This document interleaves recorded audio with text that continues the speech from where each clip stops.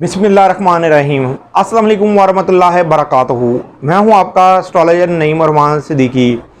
आज मैं आप लोगों से एक बात शेयर करने जा रहा हूं। ये बात बहुत बड़ी बात है, मतलब कि वेस्टर्न हिसाब से देख लें या वैदिक हिसाब से देख लें। अगर आप ये चाहते हैं कि आपकी परेशानियों में कमी आ जाए तो आप रेमेडीज़ के साथ अपनी रूटीन को भी चेंज करें, मतलब कि सदकात वगैरह भी दें और अपने अंदर भी थोड़ी बहुत आपको वैसे चेंजिंग लानी होगी। और फिर देखेंगे कि आपके अंदर जो चेंजिंग होगी वो बहुत जल्दी और पॉजिटिव चेंजिंग आएगी। चाहे आपके माली हालात ख़राब हैं, चाहे आपको किसी तरह की भी कोई टेंशन है, इसलिए कि खाली अगर आप जेम स्टोन पहन लें और अपनी रूटीन को चेंज ना करें तो फिर भी आपको कोई उस तरह का फ़ायदा नहीं मिलने वाला।